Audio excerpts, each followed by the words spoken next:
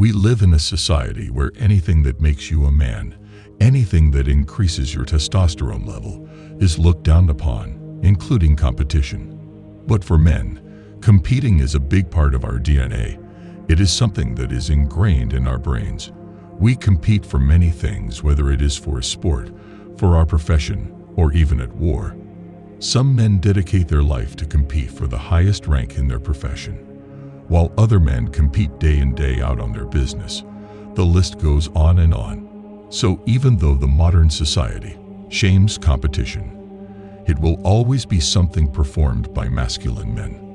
Why do you think your male friends want you to be successful, but not better than themselves? This is because of the competition ingrained in their DNA. It might be competition with a hint of envy, but they want their status to remain higher than yours and other people around them, which is a normal part of competition. So look at it this way, and don't be offended by it. The actual act of competing changes your testosterone in different ways.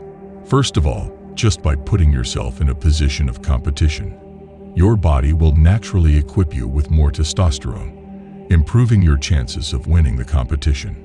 So, before you win or lose, your body will already increase testosterone production to help you win. Now, if you compete and win, your testosterone will increase for overcoming another man. But if you compete and lose, you will have a reduction in testosterone. So, competing is literally putting your testosterone on the line like a wager. This is why people who are extremely competitive and have surpassed their challenges have much higher testosterone than others. So if you do decide to compete and win, you'll earn an increase in T production. This could be through sports, man-to-man physical competition, a conflict, or even in some cases mental. It is important to understand that testosterone production starts from the brain, not from the testicles, the brain. You might ask yourself why this is so important and why it links to competition. But it is because your brain has to sense a need or reason for testosterone. It can't just magically appear out of nowhere. One of the things your brain will look at before anything is your energy status, simply because before your body uses any of its energy to increase your T levels, your body will invest in keeping itself alive. It has to invest in your survival. That is above all. If it means testosterone production has to be left to the side until your survival is ensured, your body will do so. If it wasn't like this, our whole human race wouldn't have survived this far. So the nutrients in your body will keep your basic functions alive before anything. This is why a person that is starving or cutting down weight will have lower testosterone production. His body will be too focused on using the small amount of nutrients received to keep his basic functions alive, not to produce excessive testosterone. On the other hand, if a person is on a calorie surplus, his testosterone will increase. His body will have more than enough nutrients and energy to invest into the basic functions and testosterone production at the same time. Now that you understand the relationship between competition and testosterone, and how your body controls testosterone production, it is important to know the reasons why winning a competition increases testosterone. Here are 3 of them. The first reason why winning a competition increases testosterone is because of the ability to access new resources. Humans have spent more time as hunters and gatherers than we have as men in a civilized society. Most of the human existence has been us living in the wild. We have only been living in the modern way of life for a small percentage of our existence, so our brain is still operating under the assumption that we are living in a rough environment, with a rough mentality, only competing for resources and status. Therefore, by winning a competition, your primal brain thinks you will be given access to more resources, to more food, water, shelter, and status, telling your brain to increase testosterone production.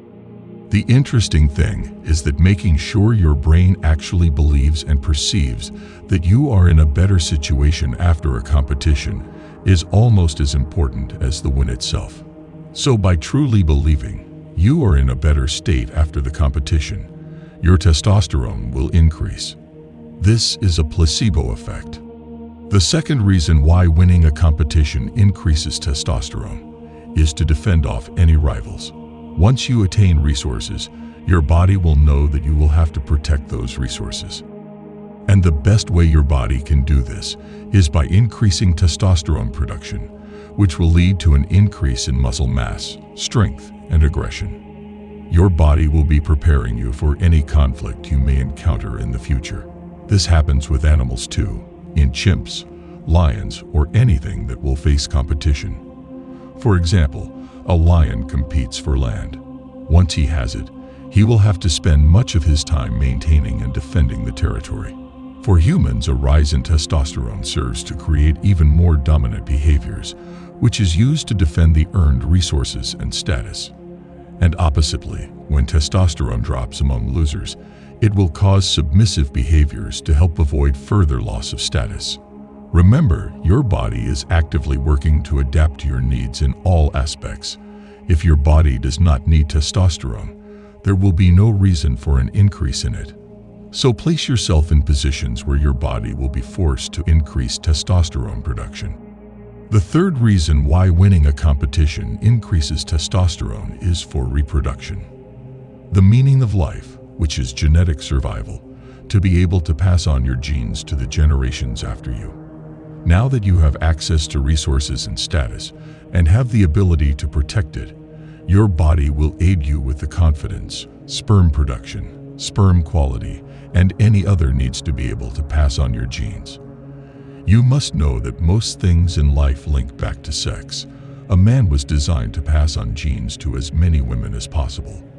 Whether you agree with this or not, you can't deny what men have been doing since the beginning of time. So the main thing that drives men is reproduction. Whether you know it consciously or subconsciously, it is there. Overall, understand that competing is a normal part of a man's life and should be encouraged, not discouraged. So do not be afraid to compete, no matter how much society tells you to stay passive and not to challenge others. Know that history of mankind has proved that competition is part of our DNA. Know that competition should be a man's best friend and should be used to gain status and resources. People wonder why men's testosterone has been dropping by 1% every year, but are forgetting that men are becoming less competitive, so their body does not have to force testosterone production like before. You might not know, but while men's testosterone has been going down, women's testosterone has been going up. This makes sense because women nowadays are competing far greater than before. This further proves how valuable competition actually is. There will always be new ways to increase testosterone for the modern man, but competing is the core way for a man to increase testosterone. Countless generations of men have relied on it. So why would we change now? If you found this valuable, show some love. Until next time, brothers.